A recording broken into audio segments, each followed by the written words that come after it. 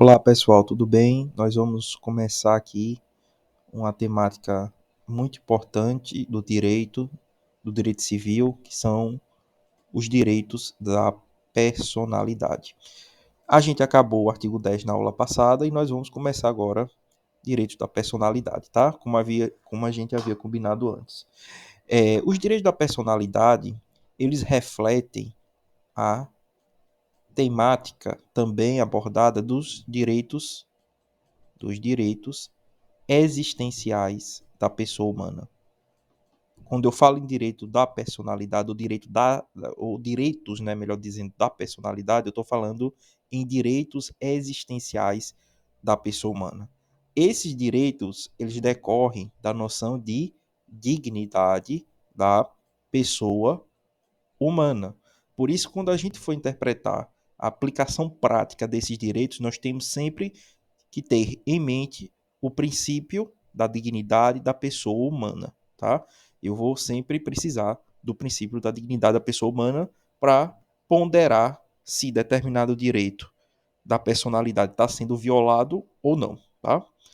Só relembrando que a gente já tinha visto nas aulas passadas,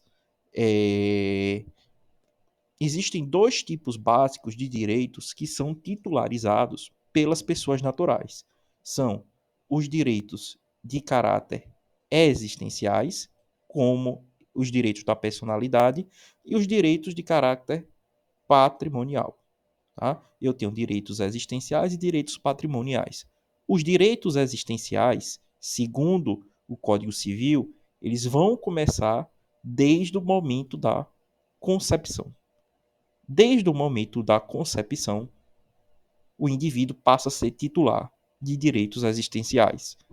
Assim, nós podemos dizer que o nascituro,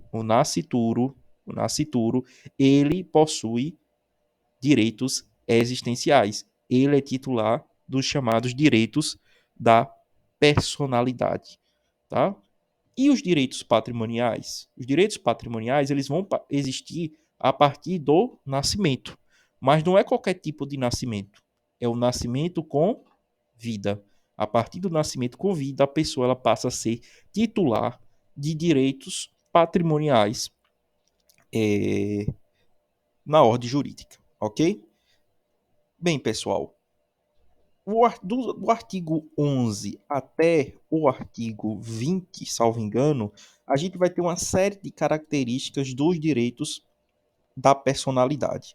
Antes de mais nada, é importante, né, é, dizer aos senhores que nós precisamos, né, deixa eu só colocar aqui, verificar a jurisprudência do STJ a respeito do tema. Esse tema, a temática dos direitos da personalidade, sempre cai em prova, tá? E quando eu falo sempre é porque é sempre mesmo. Mas só que a abordagem é um pouquinho diferente dos outros conteúdos. Aqui a gente vai precisar muito verificar a jurisprudência paradigmática do STJ, tá? Nós vamos aqui em legislação aplicada, ok? Legislação aplicada. Vamos escolher o Código Civil, parte geral, e vamos colocar aqui no artigo ou no artigo 11, tá bom? Deixa eu colocar aqui com vocês. Próxima aula eu já vou deixar isso pronto já para a gente não precisar ficar colocando, mas é bom que vocês também aprendem como chegar à legislação aplicada. Na legislação aplicada, perceba, a gente tem o artigo de lei, e embaixo nós temos os principais informativos de jurisprudência, tá?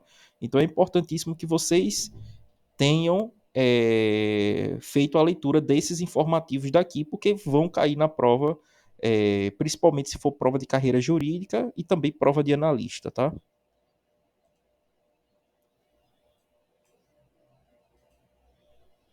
Vamos aqui entrar. Artigo 11. Pronto.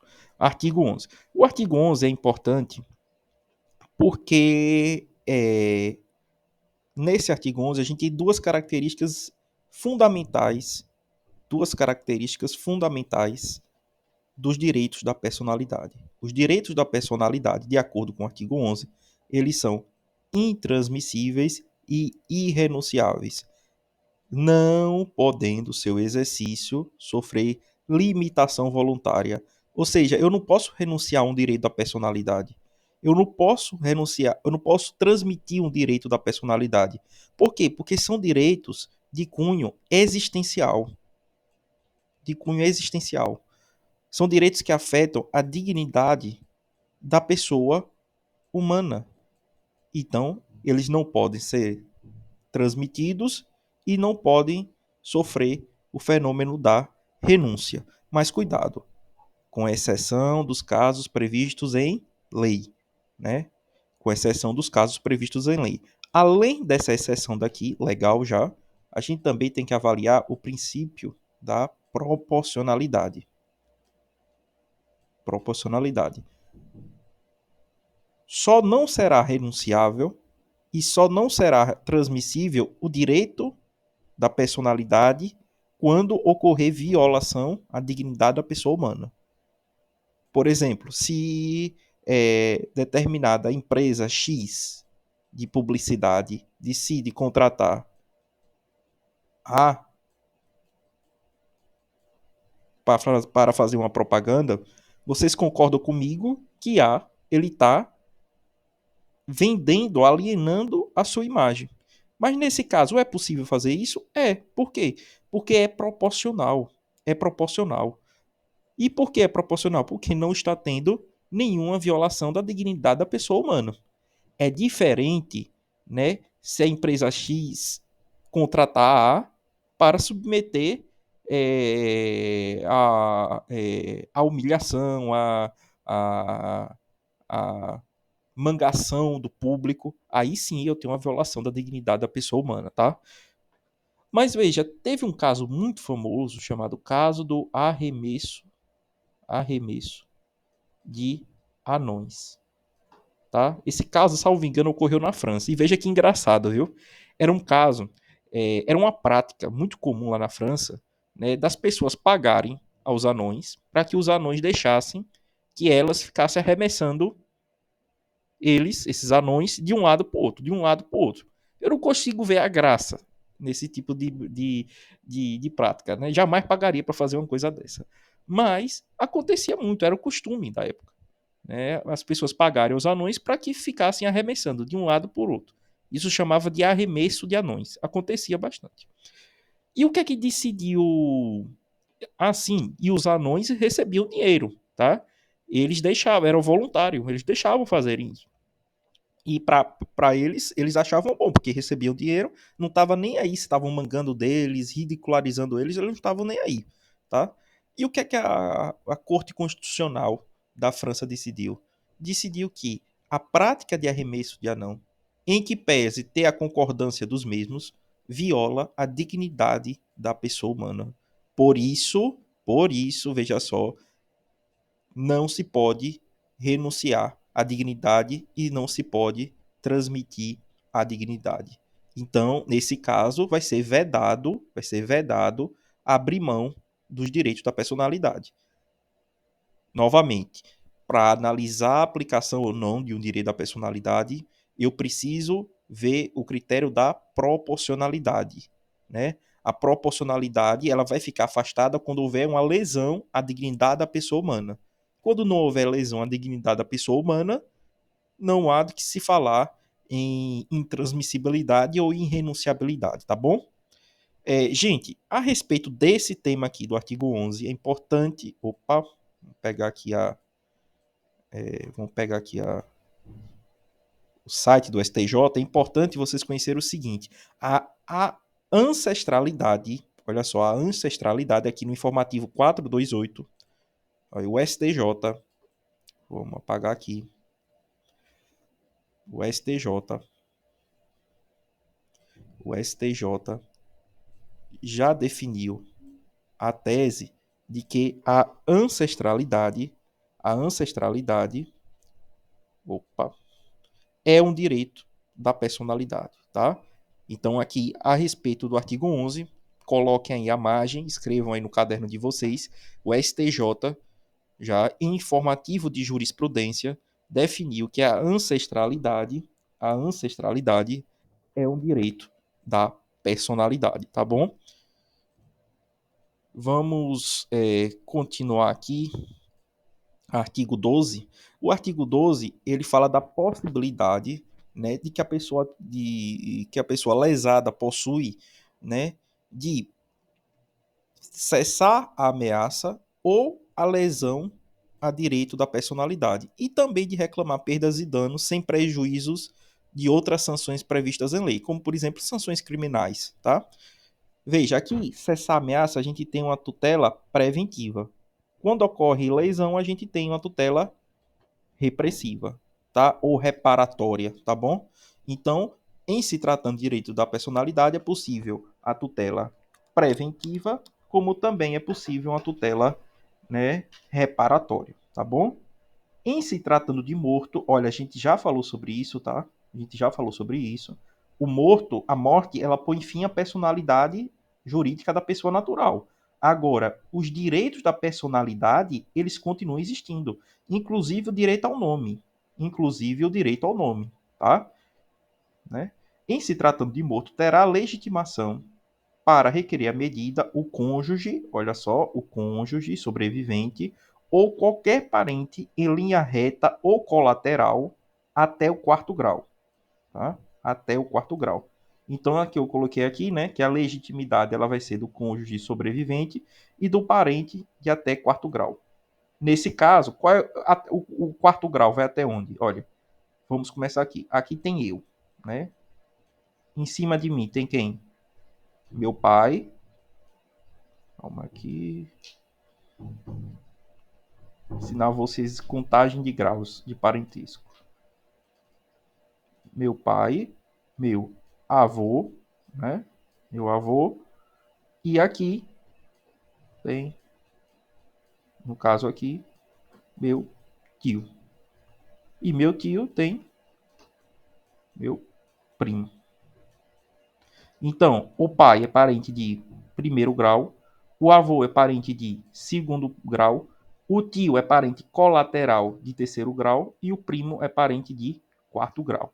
Ou seja, até seu primo, que você não gosta muito, vai ser legitimado para requerer é, as, as tutelas, né, possíveis do direito da sua personalidade, mesmo em se tratando de morto, tá? Aliás, em se tratando de morto.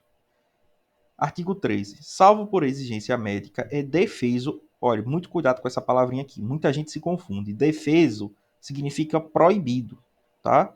É defeso o ato de disposição do próprio corpo, quando importar diminuição permanente da integridade física ou quando contrariar os bons costumes. Você já ouviu aquela história do pessoal que diz o seguinte: ah, vou ter que vender meu rim para pagar a taxa de inscrição no concurso. Veja, vender o rim, isso contraria os bons costumes. Por isso é que não pode. Você não pode dispor do seu próprio corpo, quando isso contrariar os bons costumes. Além de causar a diminuição permanente da integridade física, tá? Mas veja, é possível você dispor do seu próprio corpo para fins de transplante. Já vou logo adiantando. Não pode aqui haver onerosidade, tá? Não pode aqui haver a onerosidade, tem que ser de forma voluntária, tá bom? É válida com objetivo científico ou altruístico a disposição gratuita, novamente aqui, olha, grifar aqui, gratuita do próprio corpo, no todo ou em parte, para depois da morte. Vocês imaginem aqui um caso de um professor do curso de medicina, apaixonado pela docência, apaixonado pela universidade, decide, olha, eu quero que meu corpo fique aqui nessa universidade para que os alunos do primeiro semestre de medicina, na disciplina de anatomia, possam estudar. É possível isso? É. O artigo 14 diz que é válida. É válido. Né? Agora, tem que ter o quê? Tem que ter objetivo científico e altruístico. Ou seja, não pode haver usura, não pode haver intenção de lucro, não pode haver intenção de lucrar com isso. Né? A disposição gratuita do próprio corpo, no todo ou em parte, para depois da morte. ok? Da mesma forma, é possível, né, que você exprima a sua vontade dizendo que é um doador, né? Que em caso de morte você gostaria que seus órgãos fossem doados para todos os seus órgãos fossem doados. Isso também é possível, tá? Desde que seja, gente, de forma gratuita ou altruística. O que significa altruística? Né? Pensar no próximo. Altruísmo é isso, é você pensar no próximo, né? Se eu estou deixando meus órgãos para outra pessoa, isso vai ajudar aquela pessoa que está precisando. Então isso é o objetivo altruístico ou aqui, no caso aqui, científico, o exemplo lá do professor, tá bom? Lembrando que esse ato ele pode ser revogado a qualquer tempo, tá bom? Artigo 15. Ninguém pode ser constrangido a submeter-se com risco de vida a tratamento médico ou a intervenção cirúrgica. Vigora aqui o chamado princípio, anote aí, princípio da autonomia da vontade, tá? Toda pessoa tem direito ao nome. Gente, isso é muito importante, olha. O nome da pessoa é o seu primeiro nome, tá? Por exemplo, Mateus. Mateus é meu nome, tá? O prenome, aliás, perdão aqui, pessoal, perdão. O prenome é o que a gente chama de nome, tá? Meu nome, Mateus. Mateus é meu prenome. O sobrenome é o nome da família. Enquanto o prenome é o seu nome, o sobrenome será o nome da família. Eu trouxe aqui a parte aqui da obra da professora Maria Helena Diniz, né? E ela fala o seguinte, olha, o prenome é o nome da própria pessoa. O patronímico, aqui é um trava-língua, tá? Patronímico, mas se cair na prova, você já sabe. O patronímico é o sobrenome, é o nome da família, tá? O sobrenome não é o seu nome, é o nome da sua família, tá? É por isso que não pode ser alterado, porque ali representa a sua família, de onde você vem, a sua família que tem aquela noção de pertencimento a determinada família, tá? E agnome? Agnome seria um sinal distintivo, né? Vamos botar aqui, ó, um exemplo. Mévio,